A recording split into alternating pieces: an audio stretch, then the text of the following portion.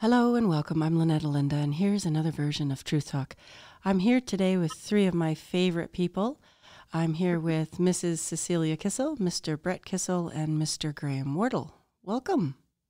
Thank you for having us. Thank you. It's Brett here via FaceTime, so thank you very much, Lynette. It's good to be with you again, Lynette. Graham here.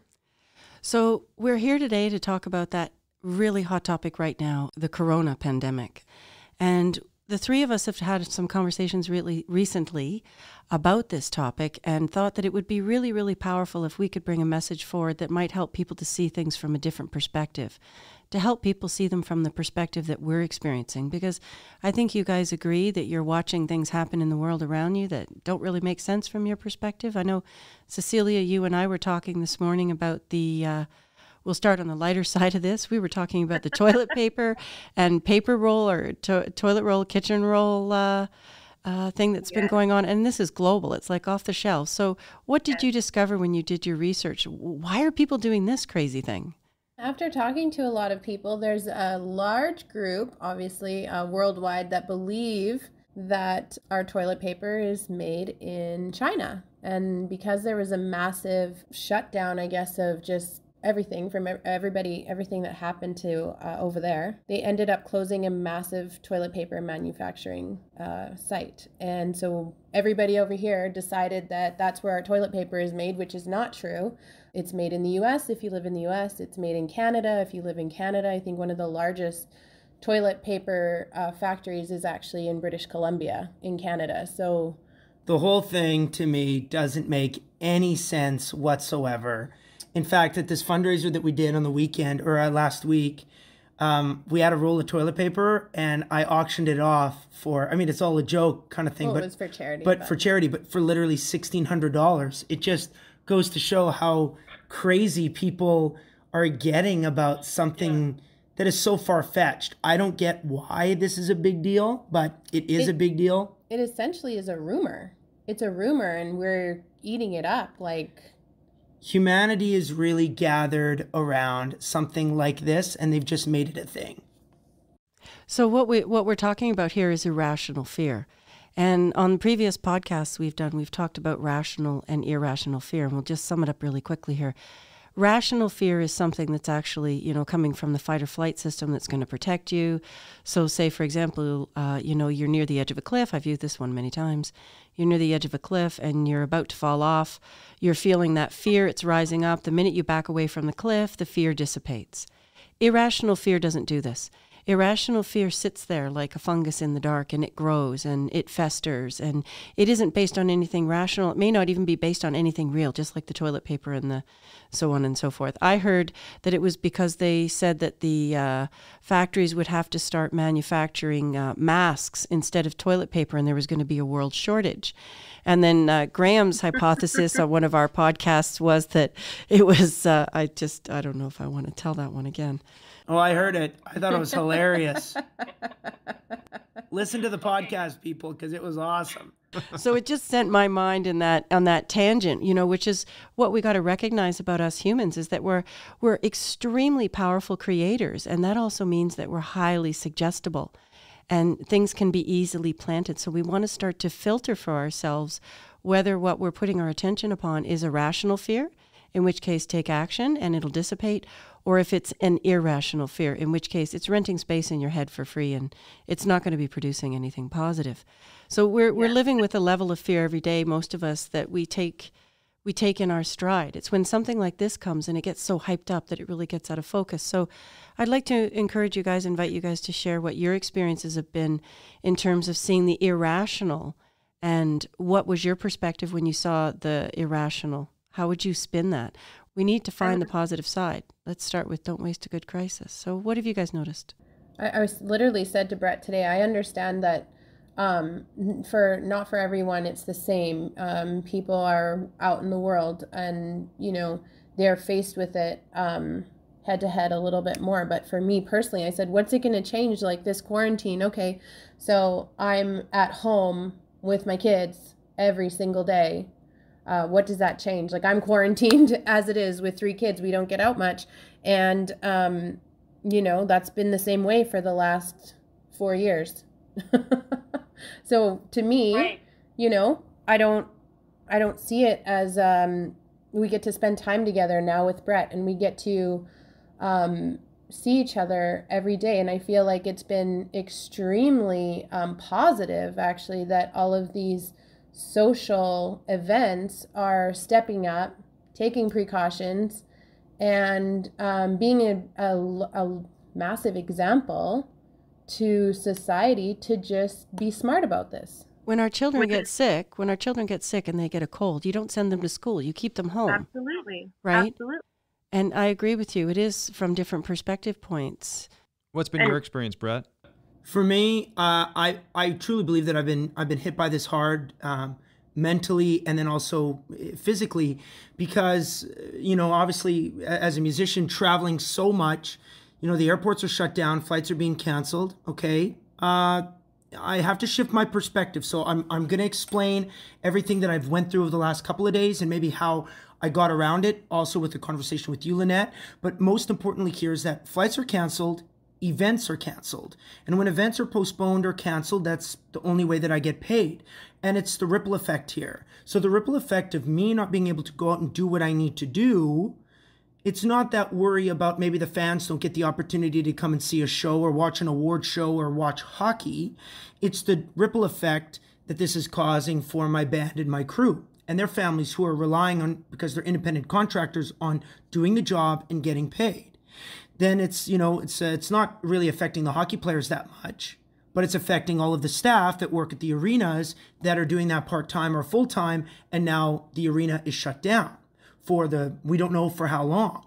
So it's very difficult to not live in fear because these things are happening. However, what I'm hoping for and what I truly believe is that our governments are in place here in Canada as well as in the United States.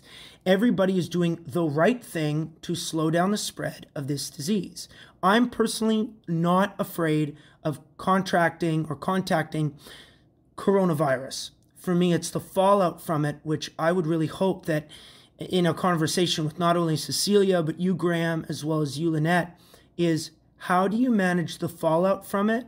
And how do you understand your perspective or change your perspective when you can see things in real time being affected?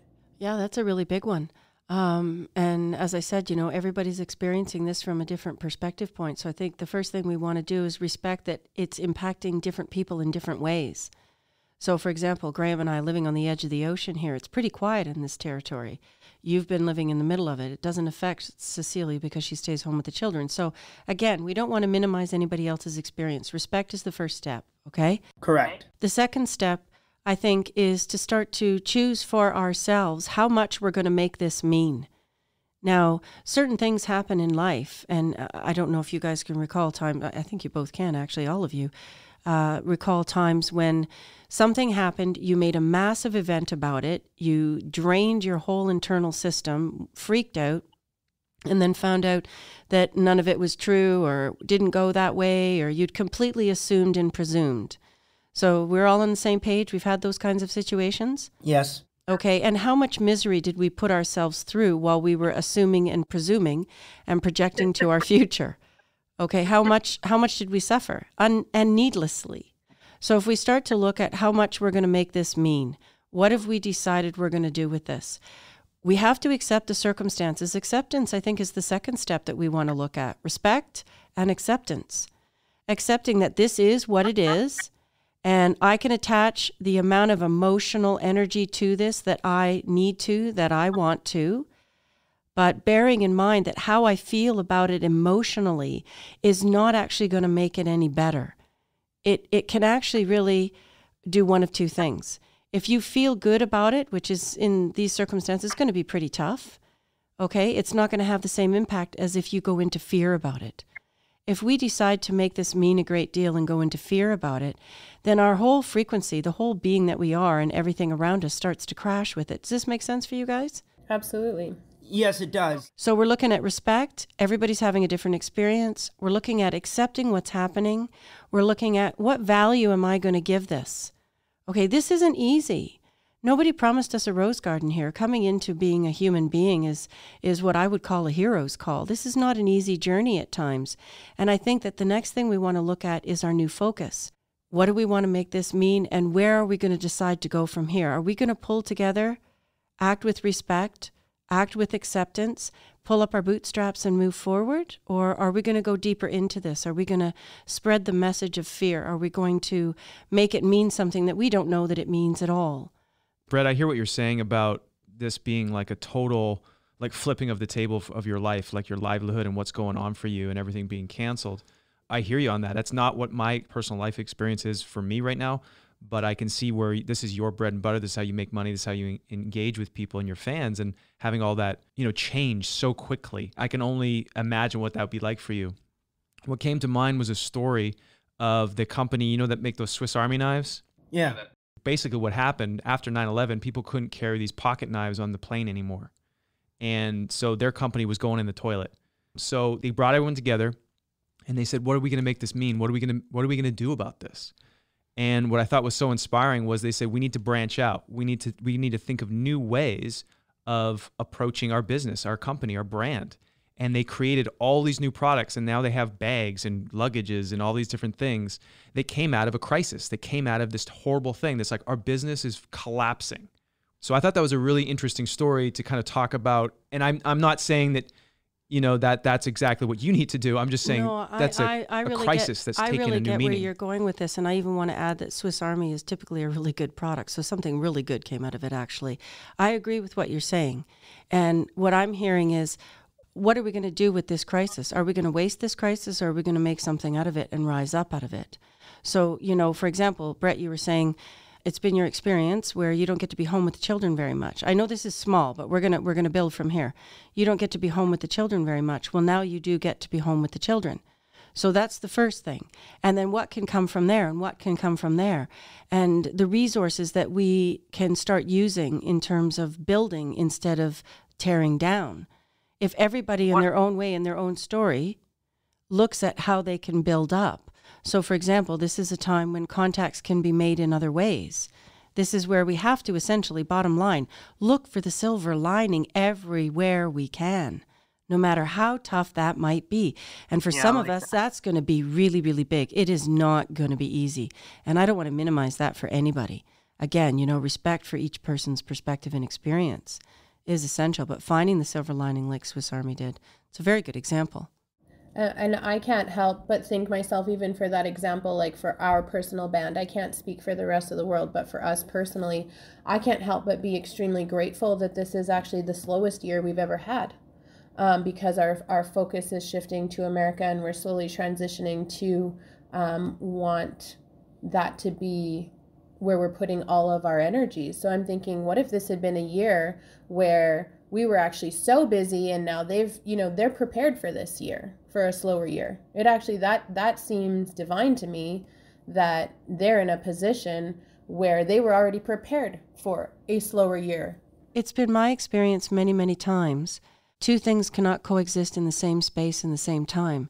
And you guys have all been working with me for a while now, so the way the universe works is one system has to break down before a new and better system can rise up. The Earth is being given a really great opportunity to step up and start to work as a global community and start to see how interconnected we really are. I think this is a great opportunity to increase respect for the boundaries and the borders, and understanding that, we really all share this planet together, and how can we work towards a united front from this crisis? I really appreciate what both of you have said, and also what you've said, Cecilia. Your story, Graham, is very, very interesting to talk about, truly shifting your mindset and your perspective on this thing, because now the coronavirus is here.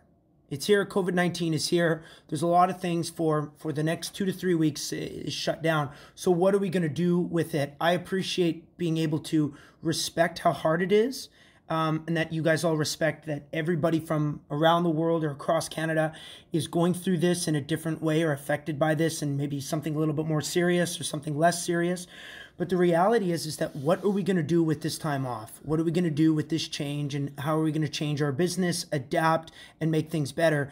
That is something I don't know exactly what that's going to look like, but I can tell you right now, based on the stories that you've just told, and what I'm thinking right now is that, I'm going to have to put together a list. First, a list of gratitude, but then also a list of, okay, what am I going to do about it this is the way that it is. So how can we shift our perspective?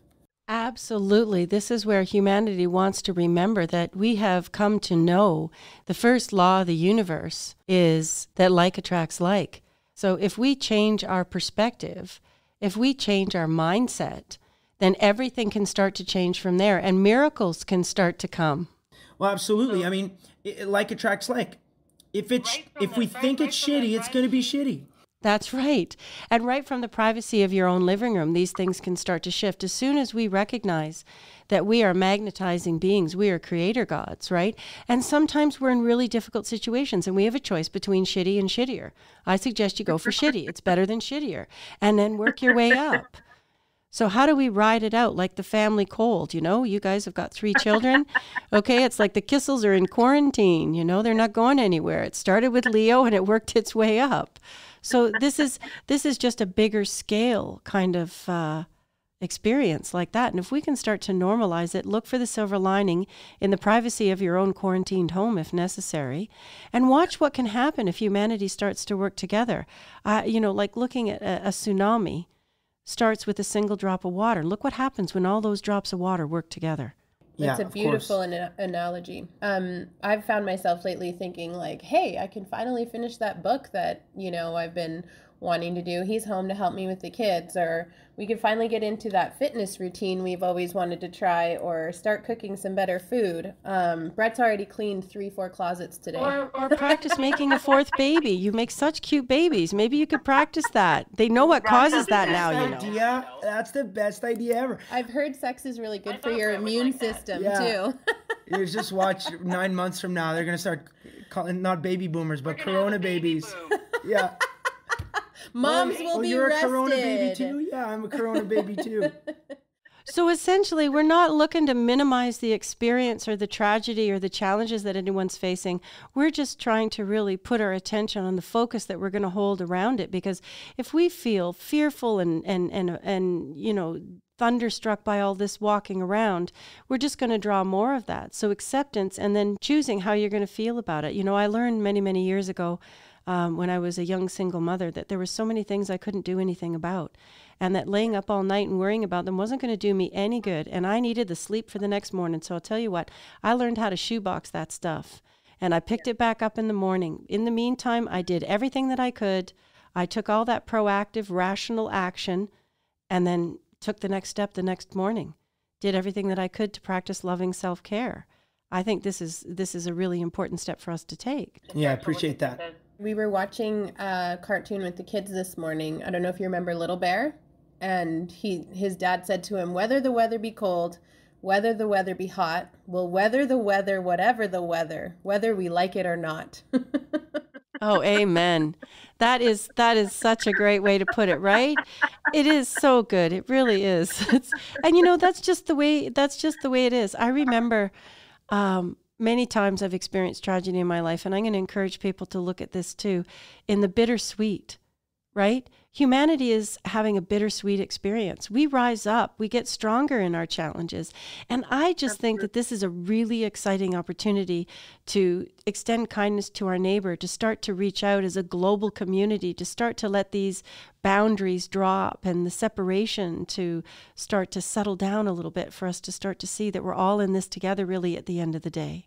So you see this, Lynette, and I'd like to ask you as well, Graham. You, Lynette, do you see this as an opportunity for positivity, an opportunity for something great to come of this? Brett, you know I say never waste a good crisis, and I really do think it's a wonderful opportunity. And as you know, much of my own personal story, Brett, you know I've faced a lot of really big challenges, death-defying challenges, life and death, okay? So I'm not trying to make little, and I'm not trying to patronize anybody. But yes, I absolutely do see every challenge that rises up in my life. I want to put the spin on it. I want to learn from it. I want to grow from it. It's not what happens to you that matters. It's what you do with it. Graham, you and I are the same. You and I are close to the same age and stuff like that. I know you've been working with Lynette, as have I, but how do you feel? Do you feel that this is an opportunity for positivity? Yeah, I like when I first started doing the podcast with Lynette the other day there, I was affected by it more than I knew. And it wasn't until after doing the going through those podcasts that I came out of it and I was like, whoa, I didn't realize how much this impacted me. It's been a little bit of time now that's let this, I've gone through this and I've been thinking about it. And yeah, I do see such opportunity for positivity, for growth, for turning this around. Like I can feel like I can just feel it. I know that when we get through this, there's going to be like, coronavirus parties. This is going to be like, and they're going to be throwing toilet paper everywhere. Like it's going to be, you know what I'm saying? Like we're going to get through this, but it's like, what are we going to make this mean? There's such opportunity for us to put out positive vibes, positive meaning, and create something unique and different and new that comes from this. That we wouldn't have had that opportunity. Like fresh new humanity. Yeah. Fresh new humanity as a global community. I don't think we've ever had anything happen that's affected us. That's the whole world at the same time. Exactly. There's no boundaries on this one. Would you say that part of that is because of how connected we are, like globally, because of social media, television, cell phones, all those things? Like in the past, when pandemics would start or take over, we weren't traveling to each other's countries as easily, and we weren't connected. And social media wasn't so quick. Now we got to recognize the media is going to feed us what we're asking for. The media gets paid for this. They don't care. It doesn't have a heart. It's just looking to make some money. So if we start at the individual level to make choices that don't feed the media for that information, let's start asking for the positive information. What would happen if humans all start going, no, I don't want to read that. I want to read this. I want to hear about the good stuff. What's going to happen? Imagine the ripple effect. Shift. Exactly. So I think the reason, though, at the end of the day, why we're taking the precautions, washing our hands like crazy, being quarantined at this time is because it does, you can go 4 to 5 days without showing any symptoms, and then all of a sudden it hits a person. So they're trying to eliminate, obviously, outbreaks or it's spreading when it does spread as quickly as it does. So this, to me, it's super exciting that we're all just on lockdown for a minute. Well, I think it's great. I don't see it as something that's fearful. And Graham and I were talking about that. We were saying it's a good idea that we do this, much like when your child has the flu. You keep your child at home. It is socially responsible. We also want to recognize that it's going to be like a beautiful spring day when this coronavirus is finished doing what it's doing and we all get back out to play. We're going to boom. Concerts are going to be rescheduled. Everybody's going to be back out there celebrating. And my intention is that we're celebrating as a global community, having learned something from this. And then, Brett, you can have a concert, right? Maybe write a song about this, how humanity survived the coronavirus and rose up in spite of it, how we learned to work together. Yeah, you're right. I think it's the fear of the unknown that I think I'll say that I'm not going to speak for Canadians. I'm just going to speak for myself and people in my circle that I've spoken to. The fear of the unknown is crazy. To watch leagues shut down, buildings shut down, no gatherings of more than 250 people. Like this is a pretty crazy thing. But again, shifting perspective. You know what's great? As Canadians, we're just going to listen to the rules. No problem. We'll just cancel the show. No problem. Like it's not. I don't see. SWAT teams out there enforcing this stuff. There's no looting. There's actually not been any negativity. And if this slows things down, or like you said, just lets this virus ride it out and end and die off, well, you're right. I think that things can come back with a real big boom. And I really hope that happens. But I have to tell you, over the last couple of days, up until, honestly, maybe even till this morning, I was literally thinking to myself, WTF. So if there's anything that I can do or we can do, or anybody listening right now, I think the biggest thing is to understand, yes, those feelings are valid, but let's shift your perspective. Let's put that into a bit of a shoebox, okay? The fear of the unknown. How many of us are living with unknowns every day and we just take it in our stride? Okay, there's Cecilia going, yeah, man. And that's such a woman's perspective. It's like, oh, I have 3 children. I have no idea what today is going to hold, right? And me as a guy, I'm like, I need to know everything. I need to know what's going on. I need a plan. I need a budget. I need That isn't just a guy thing. I'm sorry. That isn't just a guy thing, but it does tend to be, women traditionally, and not so much anymore, I'm loving to hear, but traditionally women are the ones that, held down a pretty busy ship. So fear of the unknown was something we learned to work with quickly. I just want to touch on this quickly and say, we live with unknowns all the time. Okay. And the biggest unknown is when we're going to die. And ultimately that fear is the one that feeds them all. So let's understand, we live with unknowns all the time. Again, what story are you going to tell around this? What are you going to make this mean? Are you pulling the big bad boogeyman out of the sky just to sensationalize, to create drama, or give yourself something to feel excited about? Because it's not funny. It's really not funny. And we need to turn it around. There's tons of unknowns, Brett. When are you going to die, Brett? No clue. Where are you going to die, Brett? Exactly. How and when is not our job. So let's put it into perspective. And I want to say, and this may sound kind of harsh for some people, but I really mean it from the bottom of my heart. Let's grow up. Let's grow up. Life isn't easy. We've seen that. Humans are incredible. When we pull together and we decide to change our attitude, a lot really happens. You see enough people get passionate about something and we see change. I appreciate that. Now, obviously, don't be dumb. Don't be dumb out there, and if you're sick, don't go out. But I agree. Well, of course, be responsible, be self-governing. If you think that you may be infected, stay home.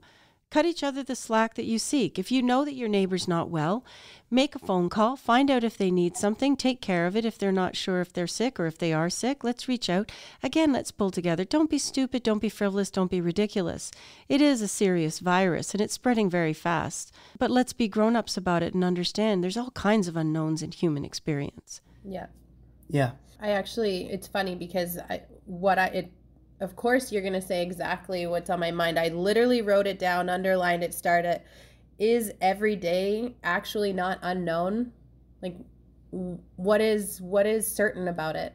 I think that this coronavirus is providing humanity with a fantastic experience to learn about fear and with a fantastic opportunity to learn about how we work together, how we're actually all collectively connected, the law of communication. Everything is communicating all the time. So if just a few of us start with this and say, okay, you know what, we're turning this around. We're going to make the most of this crisis. We're going to pull up our bootstraps. We're going to be grown-ups about this. We're going to do what we can. We're going to be self-governing and watch this baby turn around and turn around fast. And don't you think it's such a beautiful opportunity to, I'm going to get emotional, but to love up on the ones that you love if you choose to see it that way? And then you think these artists, when they get back out there, or these hockey players, whoever it is, aren't going to give it their absolute best because for one moment it was taken away. Well, it's a newly inspired place, right? It's a beautiful place to come from. And it's a wonderful reminder to us that life is not a dress rehearsal and that nobody knows how long we've got. So I'll tell you, I want to be front row at those concerts. I want to be front row at those hockey games. I want to be front row at those baseball, hockey games. It's going to be such a party. And I'm thinking about all the creative ideas that are going to come out of this and the people that are going to think of new ideas and new things and new technology, new songs, new movies, the creativity that's going to come out of this. I know in the film industry, so much creative some of the best ideas come from those constraints, come from we don't have enough money or this is going wrong. What are we going to do? There's a wonderful Lebanese poet and prophet. His name is Khalil Gibran, and I'm probably pronouncing that incorrectly, so I apologize. He has a poem and he says something much to the effect that I don't know how else better to say it. From the depths of your sorrow springs forth the height of your joy. Right? And humans are here to learn to master energy and emotion. Yeah. And this is a wonderful opportunity for us to master energy and emotion. Agreed. I really want to thank you guys for coming together and talking about this today. And we're all going to go forward now and feed this through our different media streams and infect them with some positivity because we're all in this together. And I think that we're going to see this start to turn around. Let's keep it in perspective. And I want to thank everybody for listening. And please take the time to pay attention to where your attention is. What are you talking about? Where's your energy focused? Pay attention.